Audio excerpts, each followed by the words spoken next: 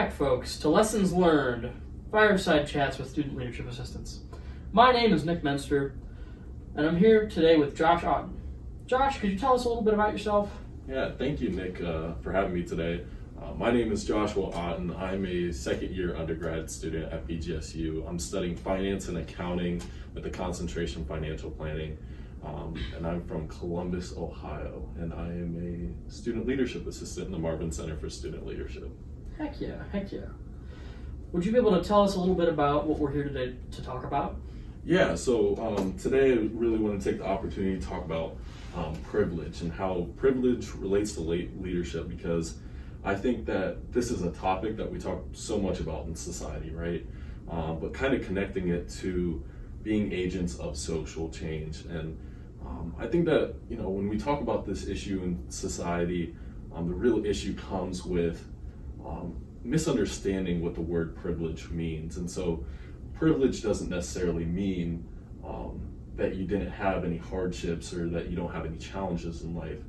Rather, privilege is that unearned benefit or advantage that somebody receives in society by the nature of their identity. And so this includes things such as race, gender, sexual orientation, socioeconomic class. And so it's kind of those things that you're born into and have no control over.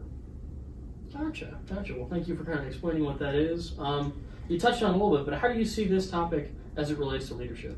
Yeah, certainly. In the Marvin Center for Student Leadership, we talk all the time about being agents of social change, creating positive social change within our communities. And so how does privilege really relate to that? And so as a leader, you have to be able to work effectively in teams, and to be able to do that, you have to have an appreciation for the backgrounds and experiences of other individuals and be willing to listen to their different perspectives. And so with that comes being able to understand your privilege and understand your backgrounds and perspectives, but hearing them out and what they have to say.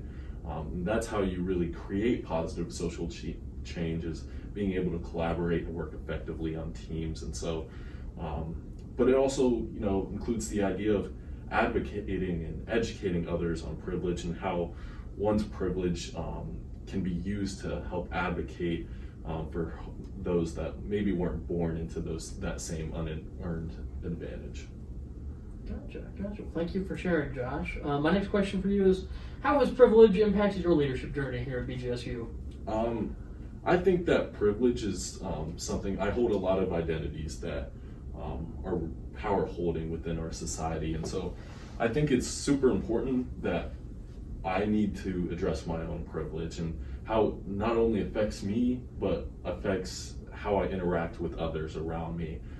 So that's why I think it's so important to talk about these topics, such as privilege, because through advocating, through education, through awareness, we can really begin to work towards a more equitable world for everyone.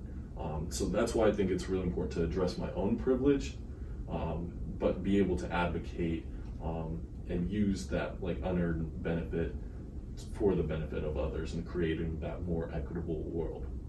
Gotcha. It sounds like you're really passionate about this, and I appreciate the thought that you've put into it. For our folks out there watching on YouTube or at home, how can they in their lives start to take some steps to think about privilege? I think that some really practical steps for individuals to become more aware of their own privilege within society and privilege as a whole is start with you as an individual. Looking at how some of the identities that you hold maybe are affecting, maybe are power holding within society. And I think that once you're able to recognize your own privilege, then you are able to connect to the idea of, how does my privilege affect the way that I interact with others? And then how can I begin to advocate and have those difficult conversations about privilege and talk about how do we start working towards creating positive social change and creating a more equitable world for everyone. Gotcha. Well, thank you for kind of sharing with some folks what privilege is and what they can do about it. Is there any kind of final thought or any final note that you want to throw on there? I would say the only thing is that privilege is talked about so much within society, and Often it's one of those more difficult conversations to have, and it's hard to talk about.